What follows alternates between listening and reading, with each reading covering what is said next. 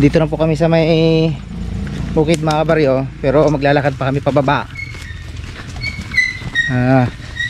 Kasi hindi po abot yung tricycle po hanggang doon sa baba. Hanggang sa ano lang po siya, hanggang sa kalsada lang po ang daanan, no?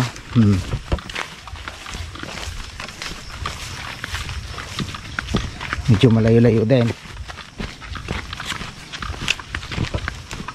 Di bali pababa naman.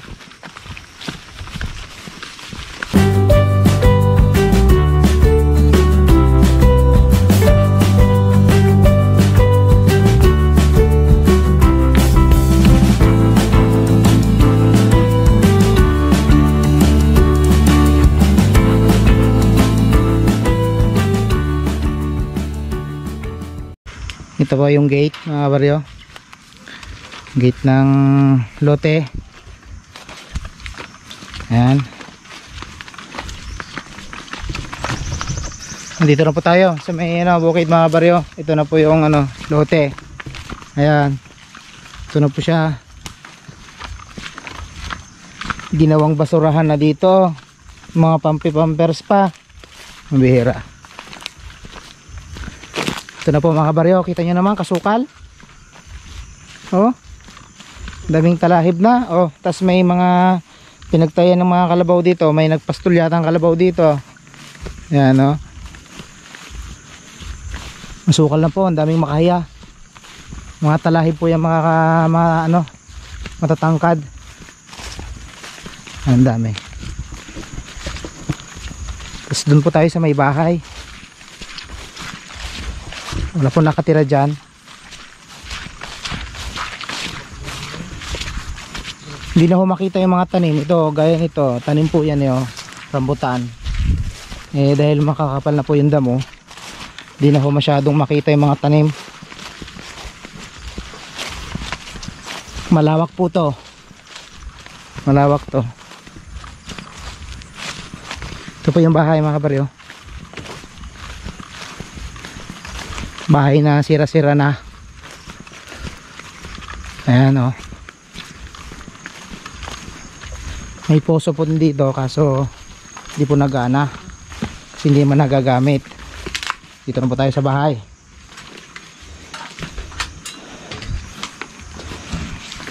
Ito ano to, banyo, paliguan. Tapos dito may CR dito, ayan, oh. May CR. Mababa lang po tayo ng gamit. Mababa lang po tayo ng gamit mga baryo at simulan natin yung maglinis. Ingat po kayo.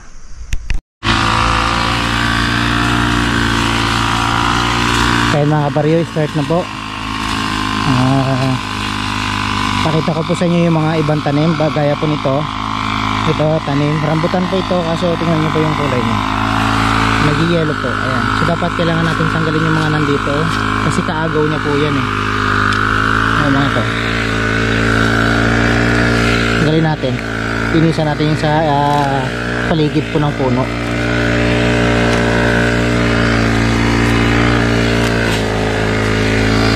So habang nag-grass cutter siya, linisan naman natin yung mga ganito. Ito pa po, oh. Kasi hindi maganda talaga. Ayan si Beo, oh. Nag-grass cutter siya. Malawak po, eh. Hanggang dyan po sa may mga kawayanan. Palibot po yan. Hanggang dun sa taas. At hanggang dyan pa po. Medyo malayo, malawak po ito. Mabilis kasi magano yung mga damo. Kaya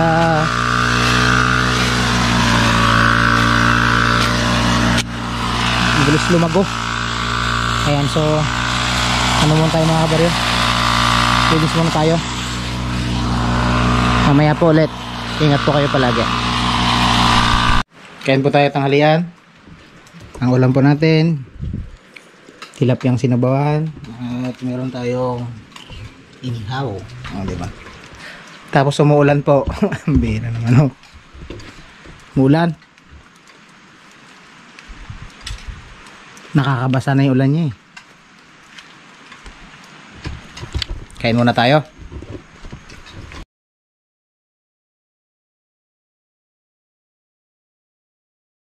Start na ulit tayo mag grass cutter mga kabaryo.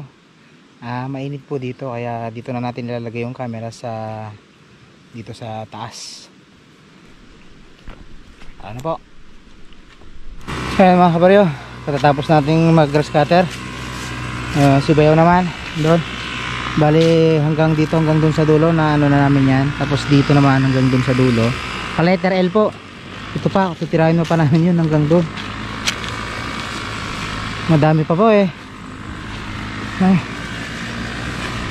Tapos dito po pala, nandito yung ilog mga kabaryo. Ang taas ng tubig ngayon eh. Nung ano pala, sobrang taas. Grabe. Yung tubig po umabot hanggang dito. Dito po, dito yan. Gando. Eh yung ilog po yan oh. Ang lalim po niyan. Oh, lalim po. Tapos umabot pa po hanggang dito sa taas. Ayan oh, yung ilog. Gandang mag-picnic dito. Oh. Ganda ng tubig eh. Ayun oh. Ayun, ang ganda ng tubig dito. Ayun oh. Tapos may bukal pa dun sa kabila oh. Ay kaganda. Ayan po yung ilog. Medyo malinaw-linaw na yung tubig niya kaya pwede nang pag ano nito, pag piknikan mga kabaryo. Ganda. Puro halos rambutan po ang nakikita ko dito mga kabaryo, puro rambutan ho dito parte. Tapos meron na po ako nakita doon mga kalamansi siguro yun o kaya citrus. Yan si Bayo po ito sa Agilinis, nag-grass cutter. Dito po banda, kadami pong ano kasi. Daming mga kahoy na maliliit sa ano eh, kawawa yung blade ng ano. Hanggang dito po umabot yung tubig mga kabaryo oh. Ito kalahin nyo yun oh, hanggang dito umabot. Grabe yung kasagsagan ho ng baha, yung magkakasunod ho na bagyo noon oh. Ang tubig po hanggang dito mga kabaryo. Ibig sabihin grabe yung ano ng tubig talaga dito, sobra. Kasi ito po mga kawayan po yung mga yan, no? Kadaming kawayan. Tumitingin po kami ng mga labong, wala talaga eh. Pero may nahuli po si Bayaw na ano, na kiwet. Kiwet ang tawag nila, parang ano, isang variety po ng ano, klase.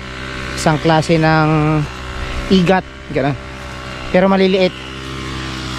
Kasi parang ano dito, tinuturing nilang peste yung kiwet. Kasi madami po sila. Ngayon hinuhuli na nila, kinakain, inuulam. So itutuloy lang namin yung mga kabaryo. Lilinisan ko lang dito yung ano, yung mga puno ng ito, mga puno ng rambutan. Kita nyo mga kabaryo, gusto ng tubig to mga to. Grabe no. Linis muna tayo mga kabaryo. Mamaya po ulit. Ingat po kayo. Ayan mga kabaryo, alas 5 na po ng hapon. Inaano lang ni Bayaw yung ano yon doon, para makauwi na rin. Kasi susunduin kami ng tricycle mamaya dito. Paglalakarin po kasi namin, ako matagal. Siguro mga 30 minutos na lakaran hanggang dito, hanggang dun sa bahay. Malayo-layo po. Abutan na kami ng dilim dyan sa daan kung sakali. May kalsada naman nadadaanan, kaso syempre pagod na tayo, tapos maglalakad pa tayo pa uwi. Buti dun sa kabilang bukid dahil malapit lang doon. At no choice talaga doon dahil wala talagang sasakyan doon mga kabaryo. Kasi walang napasok doon na kahit anong sasakyan. Dito may kalsada po kasi dyan sa taas. Lalakarin mo lang ng mga 3 minutes hanggang doon. Ando ka na sa taas. Sasakay ka na doon. Kasi may ano dyan, baryo po dito, hindi po barangay kasi baryo. Hindi, sabihin, parang sitio, ganoon mga kabaryo. Mas maliit sa barangay. So ito, pauwi na rin kami. Tawagin ko na si Bayaw kasi alas 5 na. Baka nag-aantay yung sasakyan dyan sa taas. Alas 5 na po eh. Ayan, ito po yung nalinisan namin mga kabaryo. Kita nyo naman, pwede nang paglaruan ng ano, baseball, oh. Malinis na po eh. Ayan o, dati yan, ang daming ano, mga masukal na damo-damo. Ngayon, ayan, okay na, okay na. Pwede na hong paglaruan, pwede na hong magtakbuhan ng mga bata rito mga baryo. Maganda na. Ayan o, tapos pagka nakapagod, maliligo dyan sa ilog. Abay, kasarap na ng buhay dito. Kaso wala hong kuryente. Pwede hong pakabitaan yung bahay ng kuryente, yung bahay na yon. Kaso siguro abutin ka ng 100 meters hanggang dyan, hanggang dun sa poste ng kuryente. Mahal din yatang magpakabit. Tingnan natin kung kakayanin natin magpakabit mga baryo, pero hindi natin sigurado yon kasi kailangan natin ng pera. Ayan, so bukas mga baryo, tutuloy pa rin namin ito hanggang matapos kasi malawak po ito mga baryo dito pa lang kami sa baba nagsisimula, hindi pa namin natatapos. Konti na lang naman dito, mga siguro nasa 1/4 kasi 3/4 po ang nalinisan namin, so may 1/4 pa pong natitira. Tapos lilipat kami doon sa taas. Sa taas mahano din po doon mga kabaryo, malawak din sa taas. So para mga kabaryo, uwi na muna tayo mga kabaryo dahil yung sasakyan natin nag-aantay. Kita-kits na lang ulit po tayo bukas at mamaya na po tayo mag paalam pagka nasa bahay na po tayo. Ingat po kayo. Pakyat na tayo mga kabaryo at uwi na tayo na dumidilim na. Mabilis talaga mabilis talagang magdilim. Dito na tayo sa may gate. Iniwan ko na yung bota kasi babalik pa naman tayo bukas.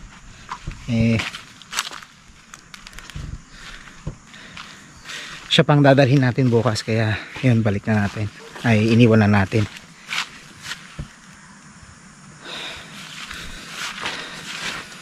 Sa taas mga kabaryo dahil nag-aantay na yung tricycle, nag-message na po, nag-aantay na daw siya dyan. Ay, nandun na nga.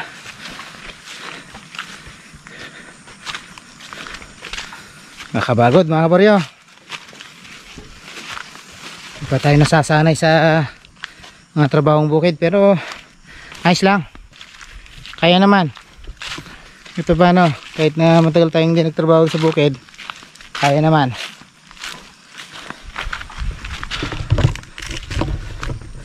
Ayan po, yan tayo. Ito yung daanan mga baryo na ito, kasi dati dito kami dumadaan kasi may daanan dito sinarhan na. Ayan o, nilagyan ng bakod, binakuran ng may-ari. Sa kanya naman yan, so wala tayong magagawa kanya to kaya binakuran niya. Ito yung isprayan ito ng pandamo ng herbicide, kaya ako na nalanta yung mga damo. Sa kanya tinamnan ng nyug, tinamnan niya ng nyug, saka mga jimili na yung iba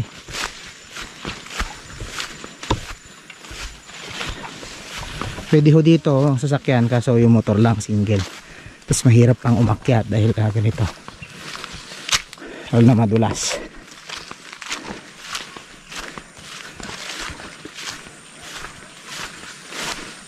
Ito nga po yung tricycle natin mga kabaryo, gaantay na sa atin.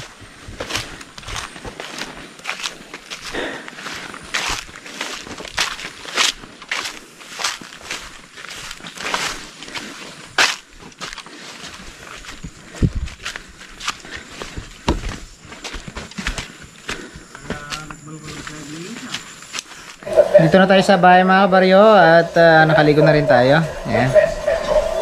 Bukas po babalik ulit po tayo doon sa bukid at itutuloy po natin yung paglilinis doon kasi madami pa po yung natira. Nako, hindi pa namin nakakalahati. Sa isang parte pa lang po yung namin, 3/4 pa lang po yung tapos namin sa isang parte. Mahalawak naman po kasi kaya hindi kaya talaga ng isang araw. Tutuloy na lang natin bukas. Iniwan ko na po yun doon yung bota kasi wala na, para hindi na natin buhatin. So bukas na lang po ulit mga baryo, at dito na rin po natin tatapusin yung mga tatapusin yung ating video at Ingat po kayo palagi. God bless and bye bye po sa inyong lahat. And shout out po sa inyong lahat. Bye bye.